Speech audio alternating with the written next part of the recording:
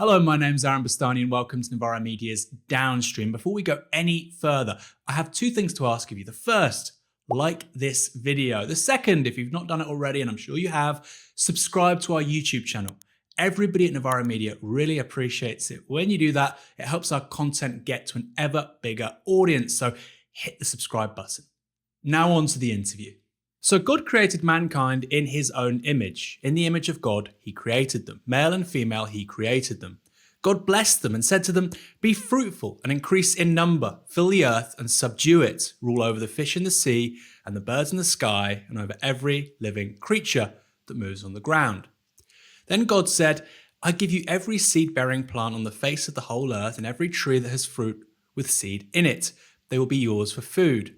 And to all the beasts of the earth and all the birds in the sky and all the creatures that move along the ground, everything that has the breath of life in it, I give every green plant for food." And it was so.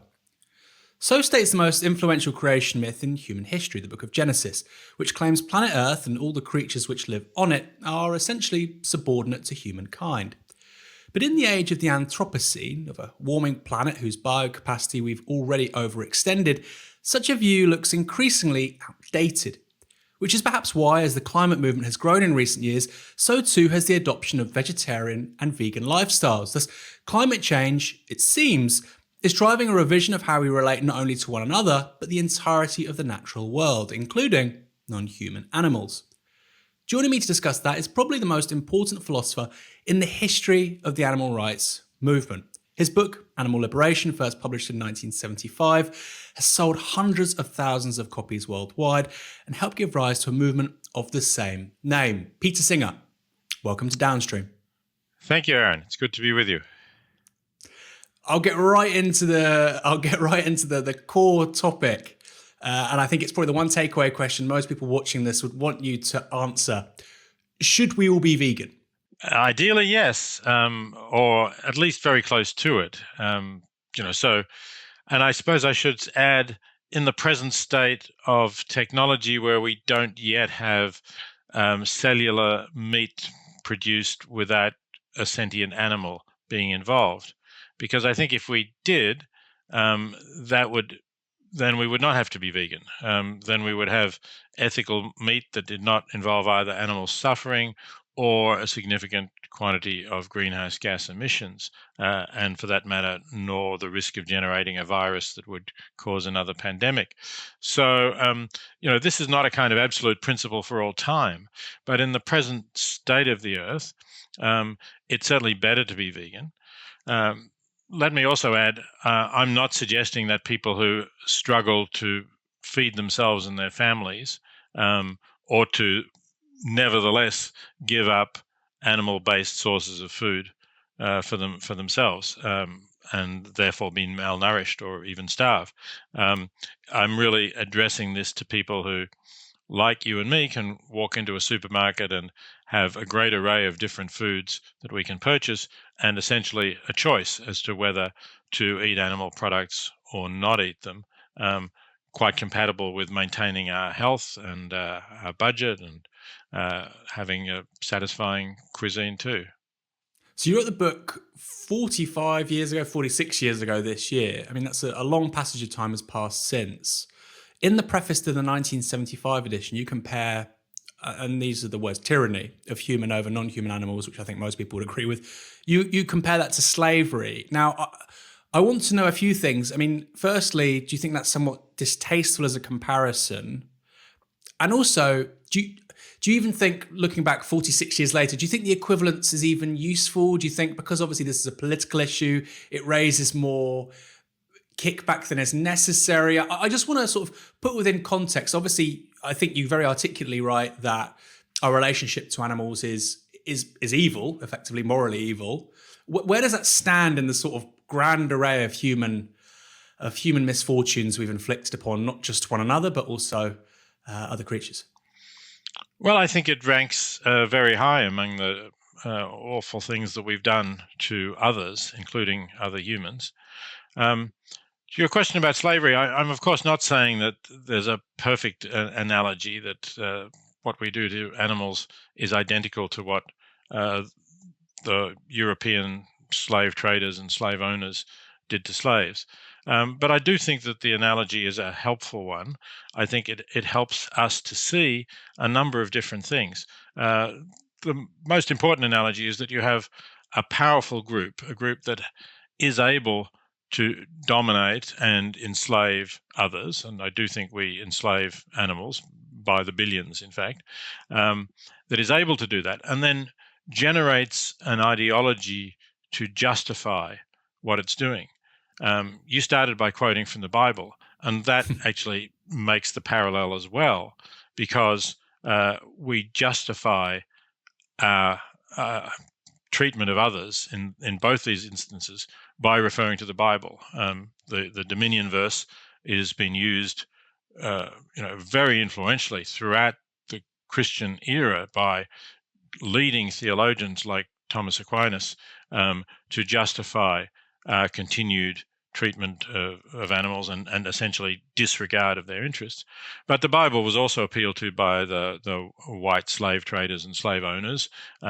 They believed that the reference in the Bible to the children of Ham, who the Bible says will be our servants, was a reference to Africans. There's no justification whatsoever for that, of course, but it was another way of appealing to the sacred scripture in order to justify essentially them doing what they want, what they perceived as being in their own interests, at the cost of the vital interests of others. And that was what the slave trade did, and what slavery did, and that's what we're doing in relation to animals. You also write, quote, "Animal liberation is human liberation." Can you expand on that a little bit? Is human liberation impossible without animal liberation? Well, yes, I think insofar as we keep a power relationship that is basically, our naked power over them, spuriously justified, as I said, by various different kinds of ideologies, then I think we are not really being open about how we're relating to the rest of the world, and for that matter to other humans as well. I think we need to be more honest about ourselves, and not only to be honest and transparent, but actually to change what we're doing so that we treat all beings on this planet in a way that is commensurate with their needs and their interests. And I think if we don't do that to animals, it's less likely that we'll ever really get into that situation in terms of our relations with other humans. And what about pets? I mean, it's kind of touched on in the book. I mean, I read the most recent edition with the Yuval Harari introduction. Mm-hmm. But where do they figure in this? Because I own a dog. Is that morally unjustifiable? Well, strictly speaking, I don't think there should be an ownership of non-human animals. So to that extent, yes. But you could have a companion who was a dog, and you could have a license to keep that dog and look after that dog. And as long as you treat that dog well, your license would not be revoked. I think that would be a reasonable sort of situation. You would essentially be a guardian of that dog in the way that somebody might be a guardian of a child, or somebody who is intellectually disabled and not able to look after themselves. So, yeah, there can certainly be relationships, ethical relationships with companion animals. Because some people would say, they have quite a reified understanding of nature, which is to say the natural world is something quite distinct from human relationships. And it sounds to me that in that sort of description of how we may be guardians of dogs or, sort of companion animals, you don't necessarily subscribe to that reified understanding of nature. Probably not. I'm not absolutely sure what you mean by a reified understanding of nature. Yeah, so for our audience, the thingification of nature. So, isn't nature sublime? Even though, of course, particularly here in Britain, what we perceive as nature has been fabricated by humans over millennia. Well, everywhere, of course, but it's particularly obvious here with all the sort of fields and the hedgerows, et cetera, et cetera. That there's that perception of nature, and that's something. For instance, in the climate movement, people think that's nature, and obviously humans shouldn't interact with it. But in the case of dogs, we've had relationships with dogs for longer than we've had cities, longer than we've had writing, and so some people sort of think, well, the natural state of humankind isn't really to isn't to have domesticated animals, but you don't seem to think that. I mean, that's just an argument I've come across, for instance, from various anarcho-primitivists who would, they have a kind of animist worldview and they don't think that we should exercise this kind of relationship with other animals. They think it's unhealthy, but you don't think that. So there's two different questions going on here. One is can you decide what is natural and what is not? And that's very difficult. But the other is, if you have decided that something is natural, does that mean it's good and right? And if you've decided it's unnatural, does that mean it's bad? And I think the answer to those questions are no. Things can be natural and bad, and things can be unnatural and good. So the ethical question is not decided at all by deciding whether it's natural for us to have relationships with dogs. It's a really superb answer. What's speciesism? Again, just to go back to the second question, you say that it's commensurate with, not necessarily commensurate, a good analogue to understand what you mean by saying speciesism is sexism or racism. Can you explain why? Yeah, but though I've already said that in a way when we were talking about slavery. So I think the analogy holds with racism of the most blatant kind, as I said, with, for example, slave ownership. And it also holds with sexism, again, of the most blatant kind, of the idea that males are entitled to rule over women and essentially use women for their convenience and pleasure. And that's the way we think about animals as well. And as I was saying, in all three of these cases, you have this dominant group that has power over the others, that finds it convenient or enjoyable, wants to use others in certain ways that are inconsistent with the interests of the others, but they justify this to themselves by developing an ideology. And we talked about the biblical justification of both slavery and human dominion over animals. And of course, you can find biblical justifications for sexism as well. You can quote Paul saying that women should basically not speak, just say yay or nay or whatever. There's lots of biblical passages which can be quoted by male chauvinists who want to justify their support for male domination over women. The response, I suppose, that would come from most people, whether it was relating to sexism or racism, they would say, well, there's something quite unique and special about human beings, about Homo sapiens. And a big part of your argument, not just here, but in other books too, is that there isn't. And that actually the basis of rights, classical utilitarian argument, you can correct me if not, obviously, the absence of pain and the presence of pleasure or, enjoyment. Do you think that mammals in particular, I mean, those are the animals that we tend to eat, do you think that they effectively feel pleasure the same as human beings? Not in all respects. I mean, I feel pleasure when I write a good paper in philosophy, and I've made a powerful, compelling argument. No non-human animal on this planet anyway, there may be others on other planets, feels that kind of pleasure. So there are various sorts of pleasures that are open to us that are not open to animals. No doubt there are some pleasures that are open to animals that are not open to us. Flying by means of your own wing power is something that we can't do, even if we can hang glide. Or, so yeah, there are different pleasures, and there are certainly different cognitive capacities. What you said is not completely correct. What I do think that the intellectual capacities of humans are, as far as we know, unique on this planet. They're probably not unique in the universe, but that's so vast. What I would say rather is that being a member of the species Homo sapien is not in itself something that gives you rights or privileges that members of other species lack, because they're not members of the species Homo sapien.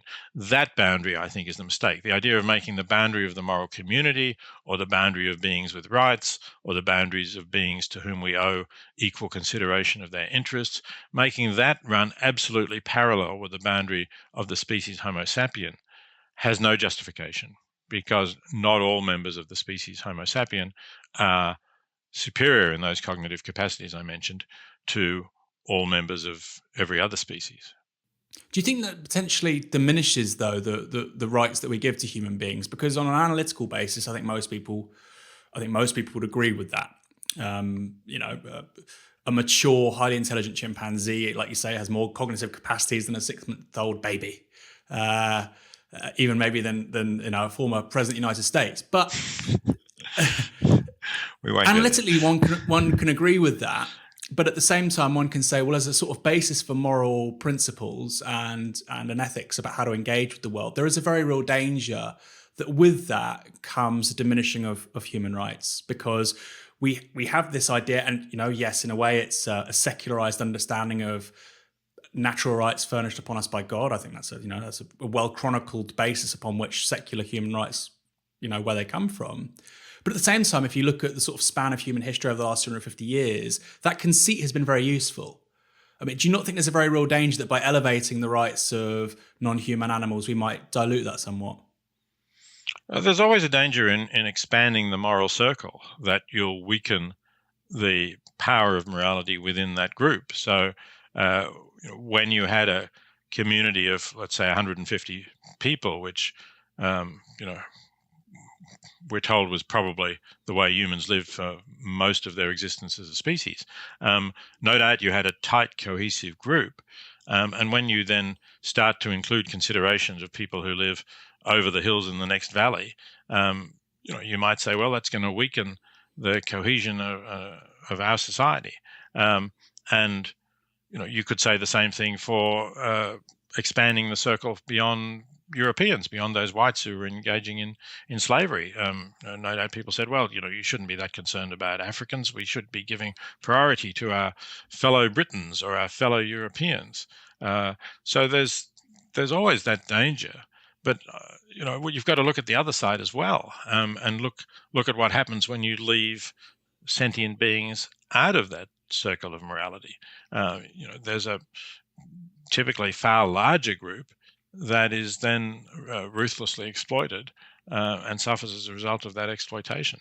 So I think you have to try to avoid the bad consequences of broadening the group as much as you can, but that there's some risk that you won't completely be able to do that. I don't deny that there is some risk. I just think that you have to do it nevertheless.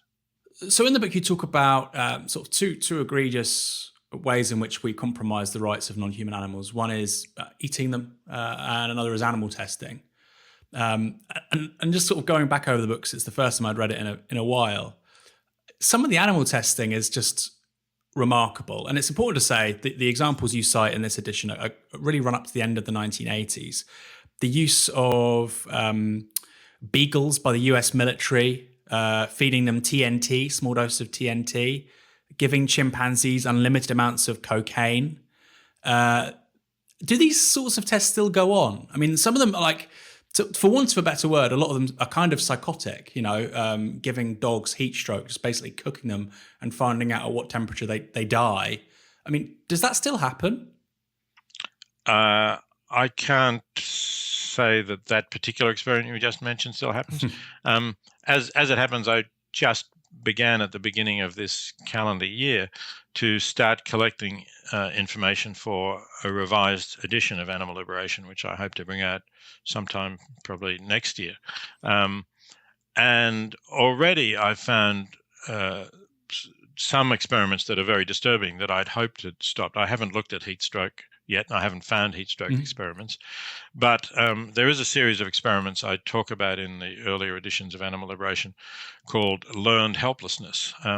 Learned helplessness was an attempt to produce an animal model of depression, and it was done by putting animals, for example, dogs were used, but other species as well, in a cage where the entire floor could be electrified, and then turning on electric shocks so they could not escape. And some of the descriptions are horrendous. They say the animal yelps, runs around, urinates, defecates, tries to escape the shock for a long time, but it's getting let's say 60 repeated inescapable shocks over a period of time, and after a while the animal just gives up.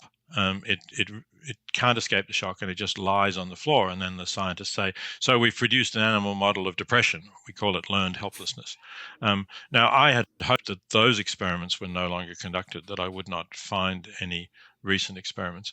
But that turns out not to be true. The ones I found, admittedly, are not conducted on dogs. Maybe people are more sensitive about what the public reaction would be.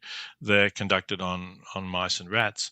But mice and rats are sentient beings. I'm sure they're mammals. They have nervous systems very like ours, and I'm sure that they're suffering in these experiments. Do you think that there's a relationship between, because obviously a lot of this is done by the defense establishment, it's done with a certain understanding of science in mind. Do you think kind of, which obviously has exerted many powerful positive consequences in the last few centuries, but also, we know, for instance, it's kind of not always been welcome. There's been many egregious kind of, tests on humans and so forth. Do you think that this idea of the subordination of, you talked about it at the beginning, you talked about it coming back on the Genesis introduction, but this idea, it does seem to me that animals are just a means to an end in terms of scientific endeavor. It does seem to me to reflect, 19th century understandings of European primacy amongst other human beings. Now, people might think, oh, that's denigrating the global south or the non-European. Not at all. I'm simply asking, is there a relationship between how Europeans related to non-Europeans in scientific discourses of the 19th century and how we relate to animals more recently, do you think? Well, there's a sense certainly that they could be used as research subjects in ways that, we Europeans would not use ourselves. And there are notorious experiments, most famous perhaps the Tuskegee experiments conducted in Alabama, in which was experiments in the supposedly natural course of syphilis, which used African Americans as subjects. And it began at a time when there wasn't really a treatment for syphilis, but it continued well after the time when there was a treatment for syphilis, and when anybody not, who came to a doctor not in this experiment was going to be treated. But those experiments continued, and everybody agrees now that was completely shocking example of racism. So yes, we did treat the races that we regarded as inferior in that way, and we are still treating the animals that we regard as inferior in that way. And again, I'm not making that comparison. I'm not saying that animals are in any sense like African Americans. There are of course huge differences, but still the idea that they are lesser beings who are in our power, and we can benefit from doing things that are harmful to them. That's the basic mentality that I think lies behind both this form of racism and this form of speciesism. Yeah, a lot of the science as well, the experiments, and again, these are ones that go back to the 1930s, and the ones you chronicle in the edition I've looked at go through to the late 1980s. But a lot of the experiments just strike me as crank science. And you're not a scientist, you're a philosopher. I'm certainly not. I'm a social scientist by training. But for instance, the findings, in shooting an elephant with an LSD dart, to what extent is that generalizable? Is the sample of elephants you're studying, big enough for generalizable conclusions? Probably not. Definitely not. If you did get generalizable findings, would that be extendable to humans? Almost certainly not. You're looking at a mammal which weighs about a ton. So, do you think a lot of this stuff is crank science, or was crank science, has absolutely no scientific value at all? I think a lot of it has, either no or very trivial scientific value. I think a lot of it can be explained by the kind of publish or perish syndrome, that you make a career by getting articles published in journals. And to get articles published in a lot of science journals, you have to do something new that hasn't been done before. So, there's lots of publications where people are doing something that they acknowledge has been done in other species, but hasn't been done in this particular species. And they think that it will be interesting to do it in this particular species. And as you say, very often we learn nothing at all from it. And a lot of these series of experiments that I talk about in the book, including actually the learned helplessness series, which, as I said, is actually still going in the 21st century, there are other reviews of that science where some scientists ask the question, what have we learned from this decades long, 50 years sometimes, of experiments which not only caused an immense amount of animal suffering, but used a lot of scientific resources and of money that could have been spent in more helpful ways. And they review this and they say, well, basically we didn't really learn very much from it at all, maybe even nothing. So I think that there is something that needs to be changed about that.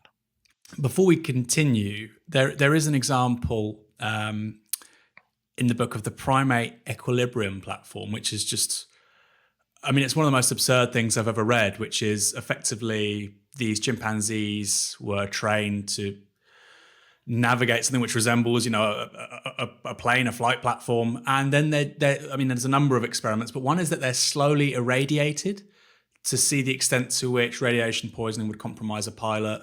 Can you talk about that a bit? It's just a really bizarre. Yes.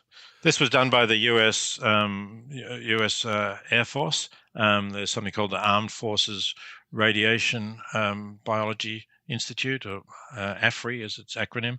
The idea was that they wanted to find out whether if pilots dropped a nuclear bomb and then had to fly through the radioactive cloud caused by the bomb, would they still be able to fly, and would they be able, presumably, to return to their base? And the way they thought of doing that was as you described. You develop this platform that is controlled by a joystick, like a pilot would use, and it rocks from side to side, and you train by giving electric shocks. You train the chimpanzee to keep it level with the joystick, and that stops the shocks. So they learn to do that, and then once they have trained them to do that, already a painful procedure, then you expose them to radiation so that they are sick and vomiting and nauseous, presumably, and you see whether they are still able to keep the platform level. And from that, you're supposed to conclude something about whether a pilot would be able to fly through this cloud of radiation. We're fortunate, I suppose, that has never actually needed to be tested because since Hiroshima and Nagasaki, we haven't had nuclear bombs dropped on cities. But nevertheless, lots of primates have suffered in order to test this. And it's important to say, when in the book, you're not rallying against all animal testing, but you just think there should be a much higher threshold than we've generally seen. Although it's important to say that obviously a great deal has changed since you published this book in 1975. But that's important to say. You do think there are some kinds of animal testing. Right. I'm not an absolutist, and here I differ from some of my colleagues in the animal movement. That's because I am a utilitarian fundamentally, so I judge actions to be right or wrong in accordance with their consequences, whereas some of my other friends in the animal movements do take a stance on individual rights, which they think should not be overridden no matter what the consequences are. Yes, as a utilitarian, I have to say that it's certainly possible. We can describe a hypothetical case, and possibly there are actual cases as well, where the benefits either to humans or to animals, although it's usually to humans, are so great that they outweigh the costs to animals. And in that case, I could not say that that is the wrong thing to do. If you could do it on humans in ways that didn't cause more suffering, then that would be another option. And I think often we could do that. But certainly you can imagine situations where we can't do that, and where an experiment on a limited number of animals, taking every possible care to minimize any suffering, eliminate it entirely if you can, minimize it if you absolutely can't, and treating them with that concern. But nevertheless, if this is the only way to solve some major disease that is causing a lot of deaths or suffering, then that could be a justifiable thing to do.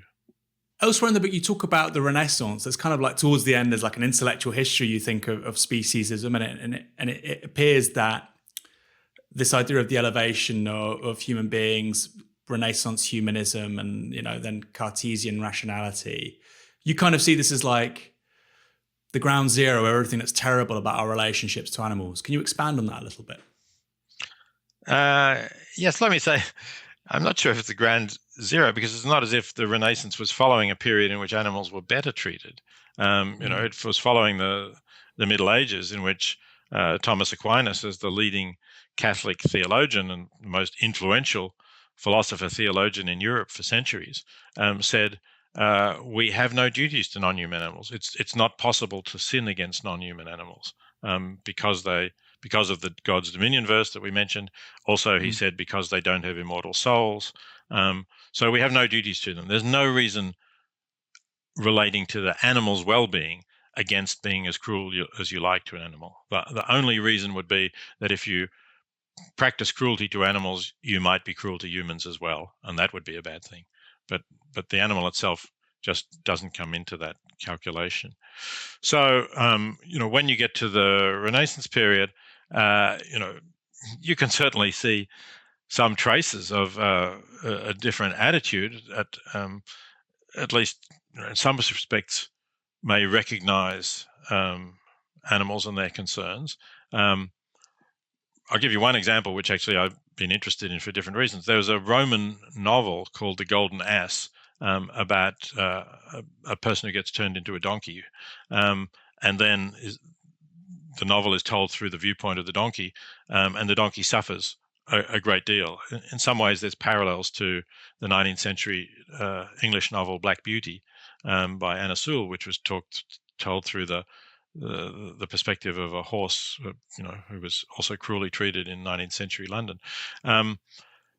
That actually was translated in the Renaissance and was used and read. So, there was some concern for animals maybe through the interest in that work. But a lot of the Renaissance did just put this idea of humans at the center of the universe. And I suppose what people were really saying is it's not God who's the center of the universe. Perhaps they couldn't say that really openly, but they were wanting to celebrate humans rather as humans, not being this sort of fallen beings in this miserable world, but being humans as being something to celebrate. And of course, there was some rediscovery of classical Greek and Roman thought. So, there was a boost for humans. But when it gets to the point where Descartes says that animals are not even conscious beings, that they're, yes, they make noises, but then so does your alarm clock, and they're more complicated than clocks, but that's because they're made by God and clocks are made by humans. So therefore it's okay to cut them open and examine how their bodies function. And don't forget, this is a period when there's no anesthetics, so you have to strap down live animals and cut them open to see their innards. That's pretty much a zero perspective as well. It's certainly no better than what Aquinas was saying. Obviously, Descartes is kind of, when I say ground zero, he's kind of seen as the, maybe a better term is actually the year zero, I suppose, but of modern scientific rationality. And I know that's hugely essentialist, and that's not really how the history of ideas works.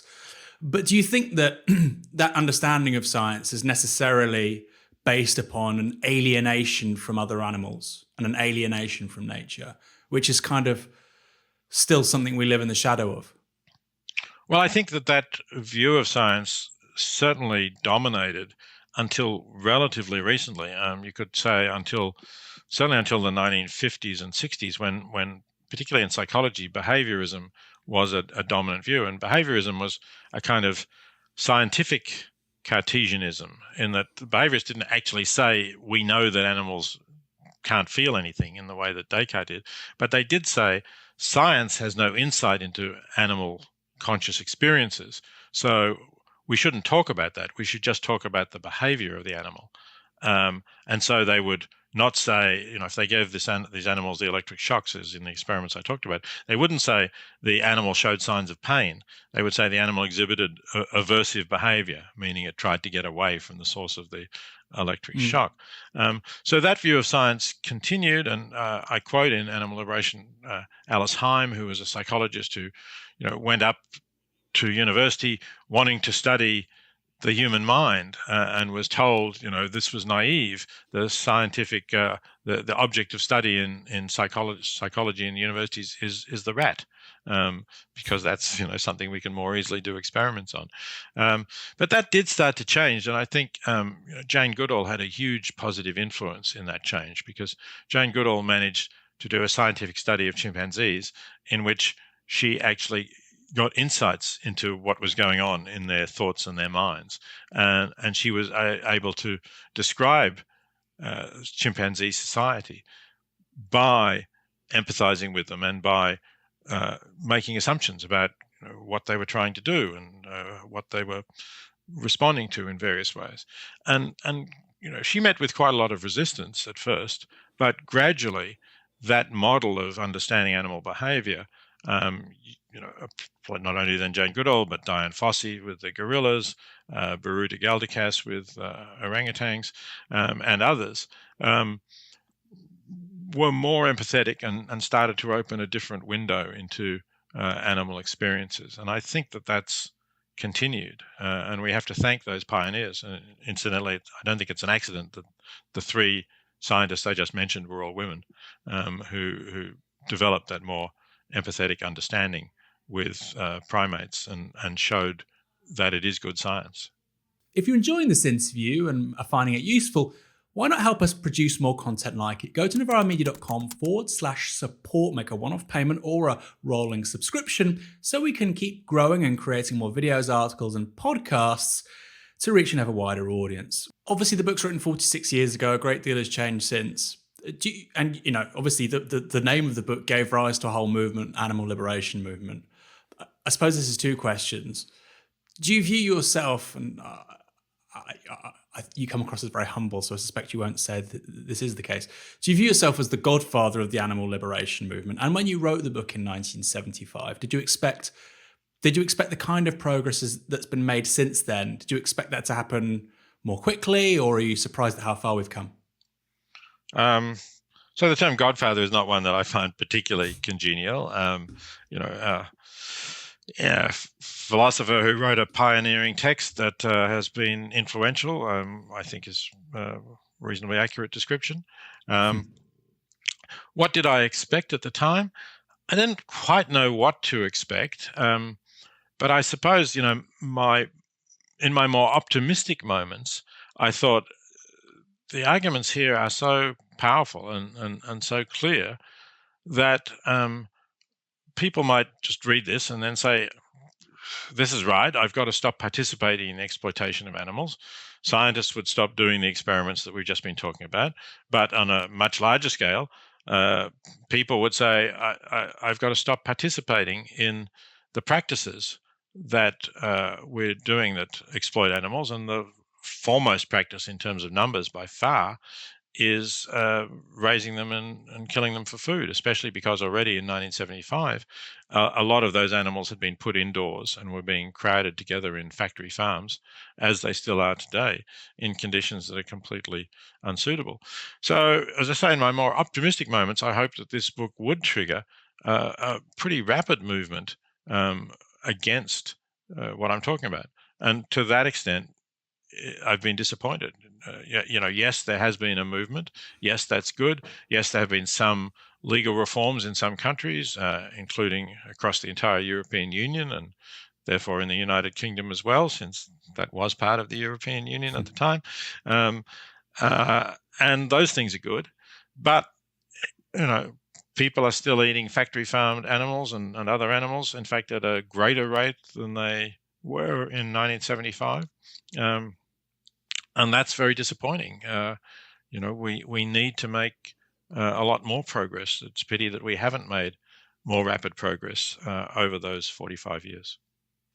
Did you see a sort of an uptick in interest in your book with the growth of the climate movement? Because published in 75, I guess you get the Rio summit early 1990s, but it's kind of after maybe mid 2000s that you see, that there is a mass movement around climate justice. and then, of course, more recently, Copenhagen, Paris, etc., various international treaties.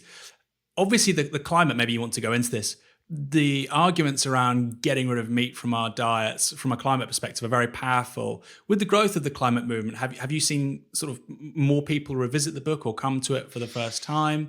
And again, since COVID-19, there are good public health arguments to not eat meat. Has that happened there as well? Do you think that, people are repeatedly coming back to the book for different political reasons, but finding the same conclusions? I certainly think that both the climate movement and more recently the awareness of the public health risks of factory farming and of raising animals in general, I think they both increased the interest in being vegetarian or vegan. And yeah, probably because of that, some people have gone back to animal liberation.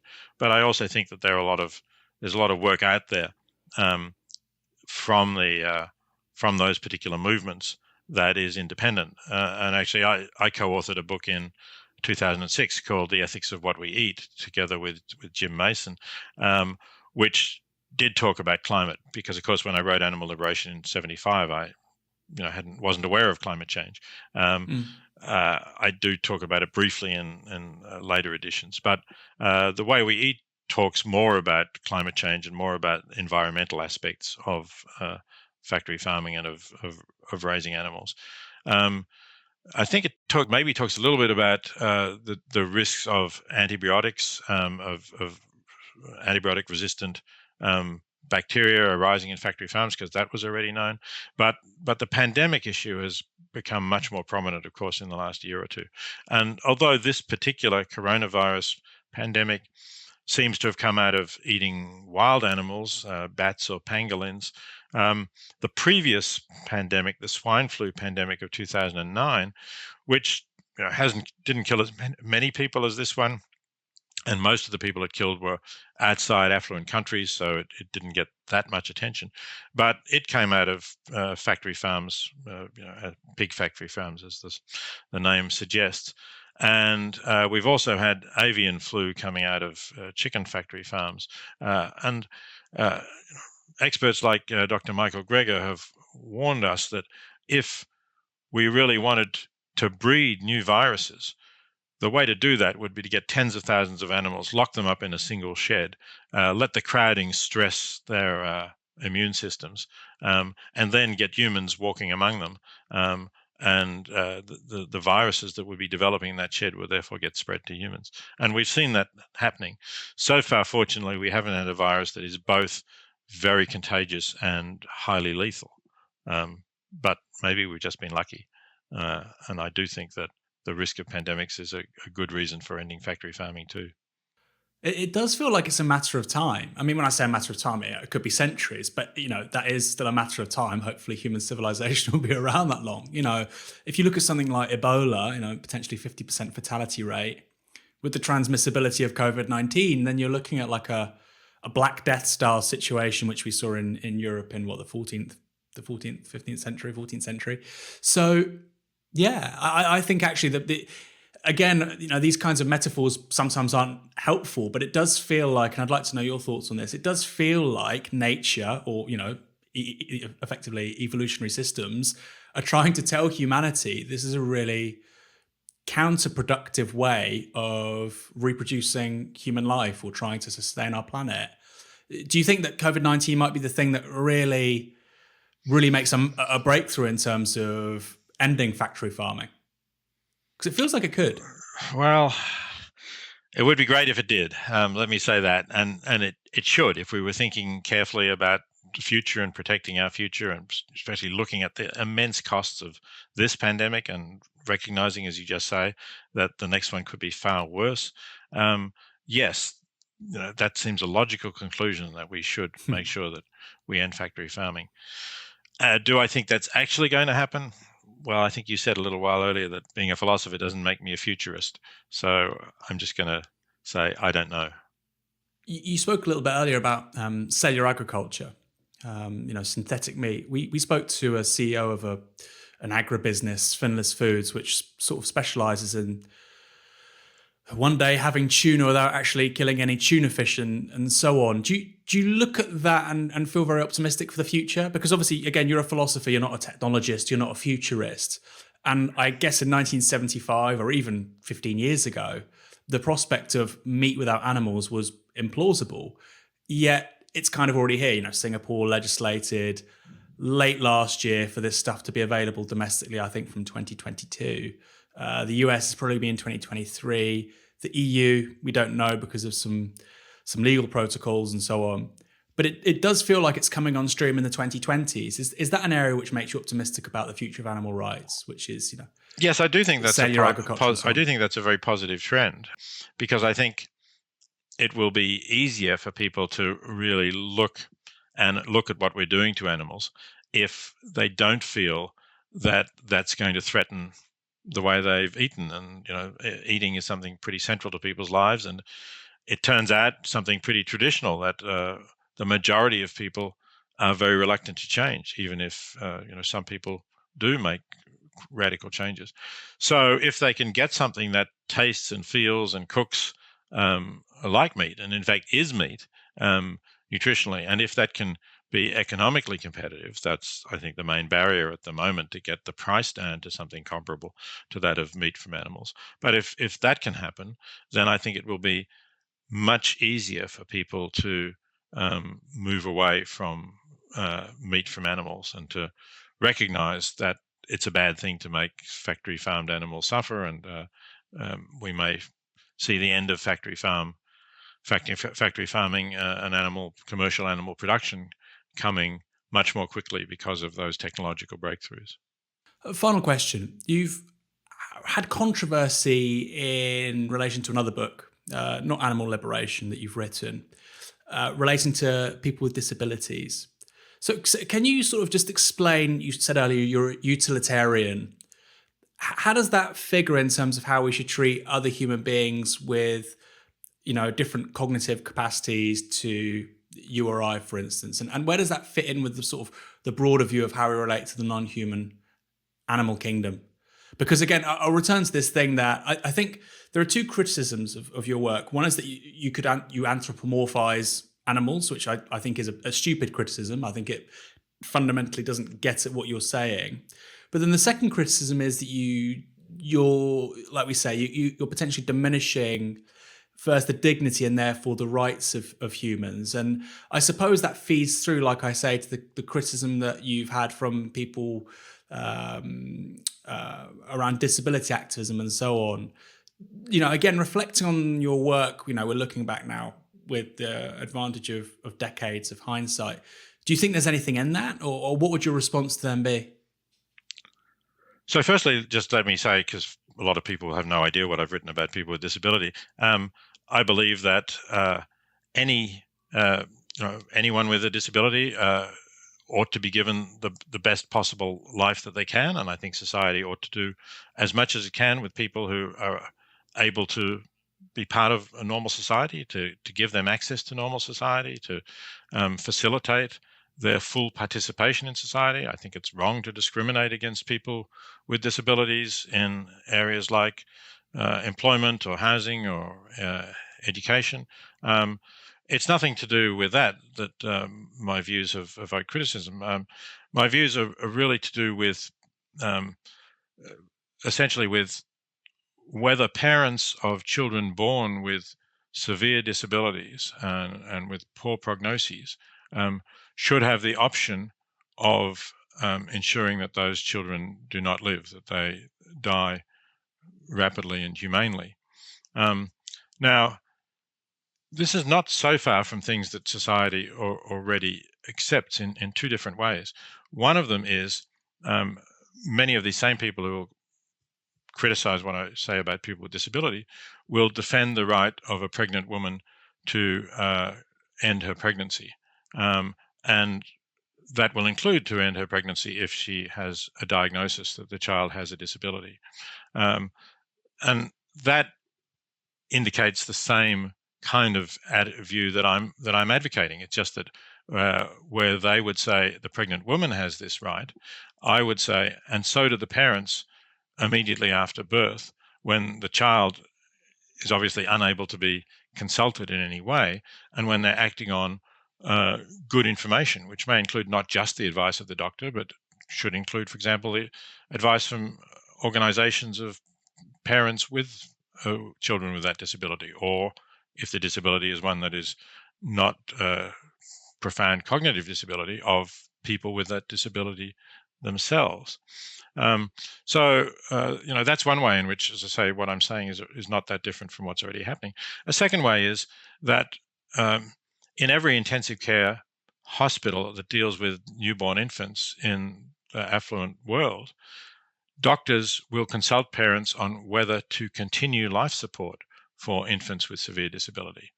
And often they will say to the parents, if you think we should withdraw the respirator, your child, because of this prognosis, we will do that. Sometimes they will even encourage the parents to do that, and knowing, of course, that if they withdraw the respirator, the child will die because the child is too young to breathe unaided. So that's also a decision that is made on the basis of saying it's better that this child should not live than the child should live with this very severe disability that the child will have.